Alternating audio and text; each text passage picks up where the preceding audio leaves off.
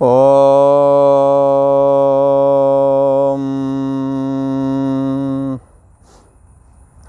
श्री योग वासिष्ठ के उत्पत्ति प्रकरण में श्री वशिष्ठ जी महाराज बोले, हे राम जी,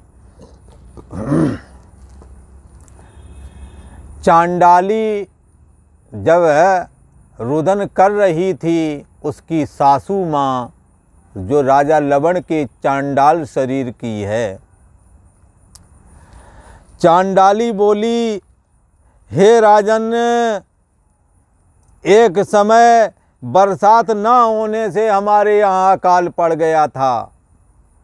उसी के कारण ये पेड़ जले खड़े हैं, पृथ्वी में दरारें पड़ गई हैं और सब जीवों को बड़ा दुख हुआ है।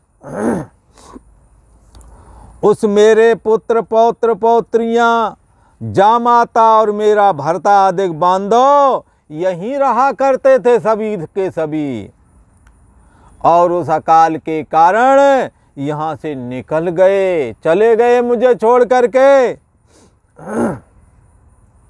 और हे राजन, वो कहीं जा कर के सब के सब मर गए, क्योंकि जहाँ जाते थे अन्न जल वहाँ नहीं मिलता था। जहाँ भी सुनते कि अन्न जल मिल जावेगा, वहाँ दौड़ के जाते, पर वहाँ नहीं मिलता। हे राजन, हमारे सारे पुत्र पौत्रियाँ, दामाता आदि जितने भी हैं सब बांधो यहाँ से निकल गए और सब मर गए। और उनके वियोग से हे राजन मैं दुखी होकर के रुदन करती हूँ। मेरा कोई सहारा नहीं रह गया, समस्त परिवार नष्ट हो गया और उनके बिना मैं शून्य हो गई हूँ, जड़ हो गई हूँ, मुझे कुछ दिखाई नहीं देता, सुनाई नहीं देता। हे राजन, जैसे बिछड़ी हुई हथनी अकुलाती है, ऐसे ही मैं अकुला रही हूँ। मेरे बांधो मेरे पास नहीं है। हाँ, पौत्र पौत्रियों समेत अकाल ने सबका खात्मा कर दिया है। श्री वशिष्ठ जी महाराज बोले, हे रामचंद्र, जब इस प्रकार चांडाली ने कहा तब राजा अति विस्मित हुआ। तब तो सोचने लगा, अच्छा हुआ जो हमने अपने मंत्रियों को नहीं बताई ये घटना कि हम ही बने थे चांडाल। भला बड़ा विस्मित है, ये सब क्या है। कहाँ तो मैं चक्रवर्ती सम्राट हरिश्चंद्र के वंश में पैदा होने वाला, कहाँ हमारी इतनी बड़ी ख्याति, कहाँ चांडाली कह रही है हमारा दामाद। हाँ, और मैं इसका दामाद था भी, ऐसे ही नहीं। 3 लड़के 3 लड़कियां थीं। अकाल पड़ा, जहाँ अन्न जल की सुनता वहाँ दौड़ के जाता। मेरे पीछे पीछे हमारे लड़के भी जाते। बड़ा मोह था मुझे परिवार में, ये हमें अभी भी स्मरण आ रहा है। और यहाँ देख भी रहा हूँ ये सब क्या हो रहा है। हाँ, निदान वो चांडाली रुदन कर रही थी। राजा अति विस्मित हुआ उसे देखकर, वही उसकी सासू माँ थी। और फिर उसने मंत्री के मुख की ओर देखा, पर मंत्री ये नहीं समझ पाए ये क्यों हमारी तरफ देख रहा। पर उसे क्या पता यही दामाद है इसका। मंत्री के मुख की ओर ऐसे देखने लगा जैसे कागज की पुतली दिखती है। एक टक मंत्री की ओर देखने लगा। मैं कहाँ बताऊँ, अगर बता दूँ चांडाल हो गया मैं तो ये सब छोड़ देंगे हमें, कहेंगे चांडाल के साथ कौन रहे। इनकी बड़ी गंदी चेष्टा थी, रक्त मांस मज्जा का पान करते थे, जानवरों को देखते ही मार डालते थे। ऐसी गंदी चेष्टा वाले इन लोगों के साथ मैं रहा हूं, सुनकर के मंत्री क्या कहेगा। इसलिए कागज की पुतली के समान जड़ बिल्कुल स्थिर हो गया। क्या कहें। निदान राजा बिचारे बारंबार बिचारे सब स्मरण आवे, बड़ा आश्चर्यवान होवे। उस चांडाली से बारंबार पूछे, कि तेरे साथ क्या हुआ था, कैसे तेरे लड़का बच्चा कहाँ गए, सब नाती नतनी का क्या हुआ, बारंबार पूछे और फिर कहे। राजा आश्चर्यवान हो रहा था। तब राजा उसको बहुत सांत्वना दिलाया, अपनी सासू माँ को यथा योग धन बहुत बंटवाया उन गरीबों में जो उसके चांडाल परिवार के थे। राजा उन सबको यथा योग धन दे करके बहुत समय तक उन ग्रामीण इलाकों में उन्हें लोगों के बीच में रहा, चांडालों के बीच में बहुत समय तक रहा और उनको धन दिया। फिर हे राम जी अपने राज मंदिर अर्थात अपनी राजधानी श्री अयोध्यापुरी वापस आ गया। और जब प्रातःकाल हुआ तब सभा में आकर मुझसे पूछने लगा। सभा में आया, जब दूसरा दिन बीता, जब आ गए और आकर के अपने दरबार में बैठे और फिर जब कचहरी लगी तब श्री गुरु वशिष्ठ जी महाराज पधारे उस सभा में। तब हाथ जोड़कर उस राजा लवण ने कहा, हे भगवान आप त्रिकालदर्शी हैं, आप सब कुछ जानते हैं, हमारे साथ ये सब क्या हुआ है, मैंने क्या क्या नहीं देखा। प्रातःकाल आकर के हे राम जी मुझसे पूछने लगा, हे गुरु हे भगवान ये सब क्या था। ऐसा पूछा। किससे पूछा? श्री वशिष्ठ जी महाराज से राजा लवण ने पूछा, ये वाला सही है कि वो वाला सही है, चांडाली वाला जीवन, 3 लड़का 3 लड़कियां पैदा वहीं वो वाला, या ये वाला जिसमें राजा बना बैठा है। श्री वशिष्ठ जी महाराज से ये बात पूछी। हे मुनीश्वर, राजा कहता है, लवण राजा क्या कह रहा है कि हे मुनीश्वर सपना मुझको प्रत्यक्ष कैसे हुआ। सपना तो सपना ही होता है, सपना में जब कोई जाग जाता है तो सपने का जगत भी खत्म हो जाता है।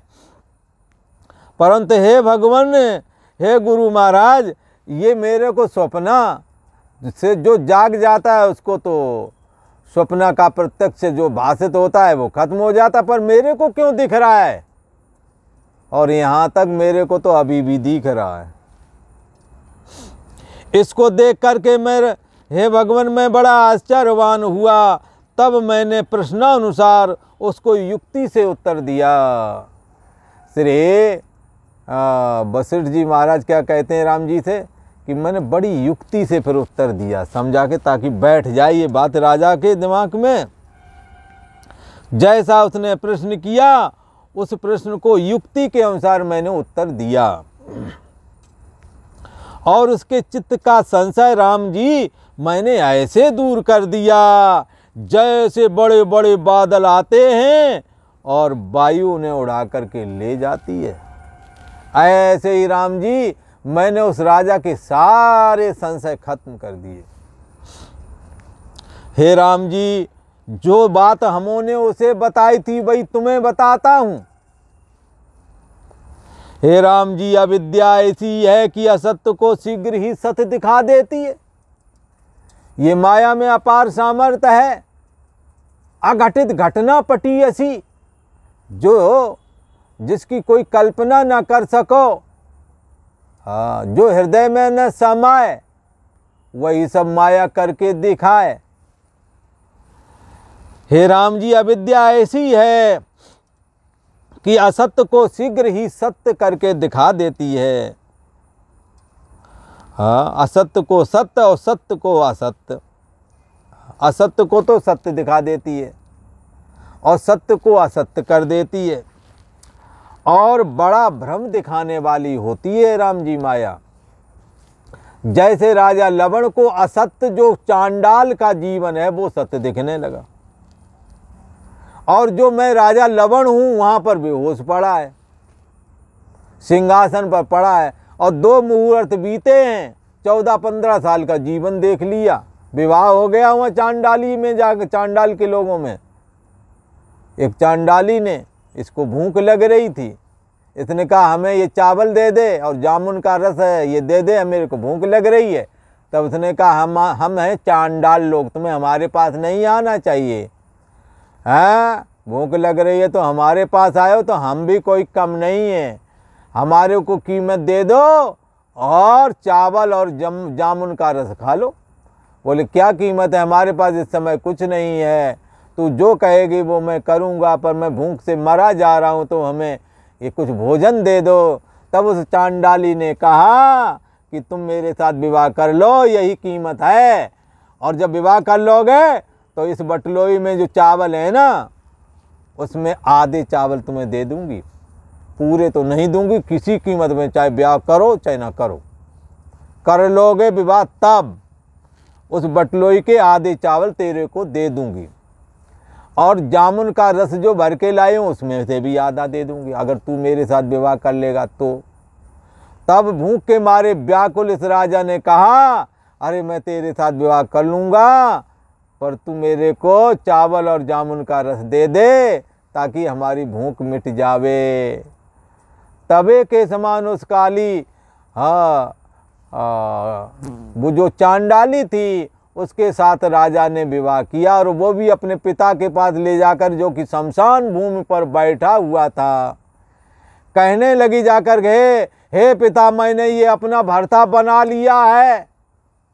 तब उस पिता ने कहा ठीक किया, बहुत अच्छा किया, हमें नहीं करना पड़ेगा, अच्छा ढूंढ लिया, हट्टा कट्टा लग रहा है, लगता है ऐसा लग रहा है मैंने कोई राजा हो, बहुत चालाक है तूने बढ़िया दामाद खोज लिया है, बहुत अच्छी बात है। फिर वहाँ से राजा से विदा करा के गया अपने घर पे, और वहाँ फिर अपनी अम्मा से कहा, हे माता मैं तेरा जामाता आ गया है, दामाद।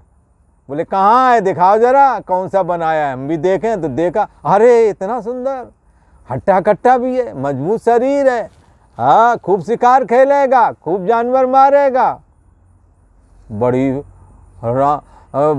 राम जी को वशिष्ठ जी बताते हैं, थोड़े दिन नहीं बहुत दिन तक विवाह का महोत्सव चला, बहुत सारे जानवर मार डाले गए, तब उसका विवाह का फंक्शन चलता रहा। बोला तो इस प्रकार से इस राजा ने वहाँ ये सब प्रत्यक्ष देखा था।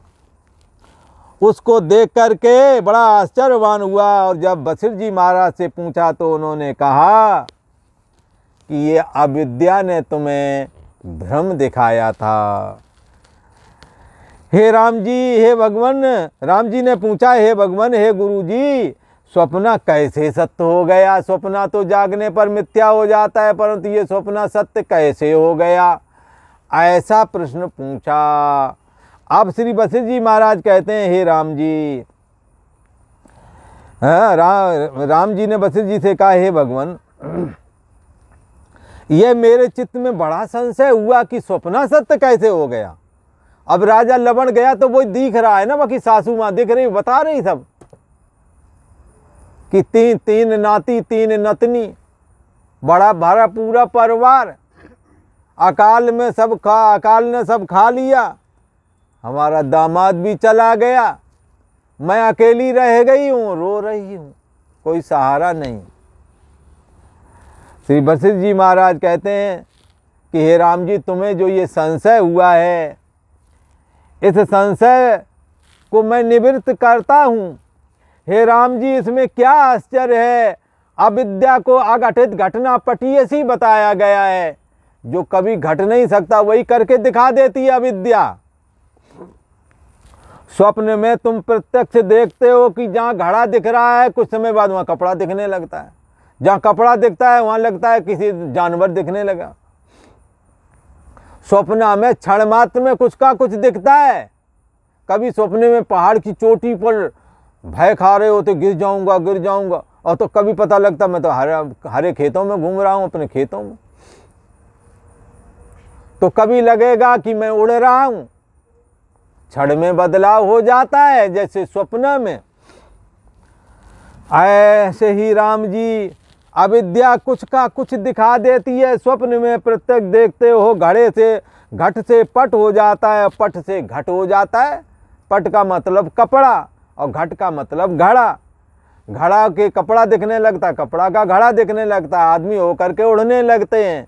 पहाड़ की चोटी पे होते हैं, दूसरे क्षण देखते हैं कि मैं नदी में खड़ा हूँ, कभी देखेंगे कि मैं खेतों में टहल रहा हूँ, कभी देखेंगे हम बच्चों में खेल रहे, कभी ड्यूटी में जा रहे, ये देखने लगेंगे। क्षण क्षण बदलता है सपना। राम जी ये अविद्या का करामात है, वो कुछ का कुछ दिखा देती है।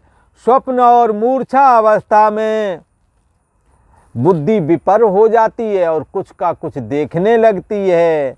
जिनका चित्त वासना के द्वारा घेरा हुआ है, उनके अंदर जैसी वासना होती है वैसा ही भाषित होने लगता है राम जी। और राजा लवण के चित्त में चांडालों की वासना भरी पड़ी थी। किसी चांडाल के जीवन को देखा तो उसके अंदर वो चिंतन चल रहा था, ये कैसा जीवन जीते हैं। कि उसी समय राजा लवण ने जो राजसूय यज्ञ किया था, चिंतन चल ही रहा था कि उसी समय राजा लवण ने जो मानसिक तौर पर 1 साल और 3 महीना ऐसे 1.25 साल करके जो राजसूय यज्ञ मानसिक किया था, वो मानसिक यज्ञ संपन्न हो गया था, पूर्णता को प्राप्त हो गया था। स्वर्ग में विराजमान तीनों लोकों के अधिपति इंद्र ने अपने दूत को बुला करके कहा, हरिश्चंद्र के वंश में उत्पन्न होने वाला राजा लवण मानसिक राजसूय यज्ञ संपन्न कर लिया है, और जो राजसूय यज्ञ संपन्न कराता है उसको 12 साल की आपदा भी उठानी पड़ती है। राजा लवण ने मन से यज्ञ किया है, इसलिए इसको आपदा भी मन से ही भुगतनी होवेगी। इसलिए उन्होंने अपने दूत से कहा, उसे मोर पुच्छ जाकर के सामने दिखाओ और हमारा इंद्रजाल का प्रयोग कर देना, जिससे कि वो सिंहासन पर बेहोश होकर के गिर पड़ेगा। फिर मन में उस समय तत्क्षण जो वासना फुर रही होगी वही उसको जगदाकार होकर के जगत के आकार की भाषित होने लगेगी। चांडालों की वासना उसके अंदर फुर रही थी, तो इंद्र ने जब मोर पुच्छ घुमाया इंद्र के दूत ने, तो वही वासना सजीव होकर के चांडालों के देश में वो पहुंच गया। चांडाली से विवाह किया, 3 लड़के लड़की पैदा किए, अकाल पड़ा, बड़ा विपत्ति उठाया। अंत में छोटे बच्चे के मोह से ग्रसित होने की वजह से, भूख से व्याकुल उस बच्चे ने जब ये कहा कि हे पिता मुझे कुछ भोजन दो, तब ये अग्नि में घुस गया और कहने लगा, हे पुत्र तू मेरा मांस खा जा।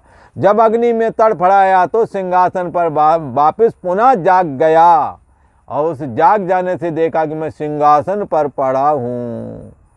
जिसके अंदर जैसी वासना होती है वैसा ही सपना आता है। राजा लवण को राम जी चांडालों की जो जीवन उसने जाकर के राज्य का निरीक्षण करने जब गया, तो चांडालों के ग्रामीण इलाके जो चांडालों के थे वहाँ से जब गुजरा, वहाँ उसने देखा ये बहुत सारे जानवरों को मारते हैं, उनका मांस खाते हैं, उनका रक्तपान करते हैं। उनके जीवन को देख करके वो चिंतन चल रहा था कि ये ऐसा क्यों करते हैं, ऐसा कुछ चिंतन चल रहा था कि उसी समय इंद्र का भेजा हुआ दूत आया, उसने मोर पुच्छ घुमाया और वही चिंतन सत्य हो करके दिख गया।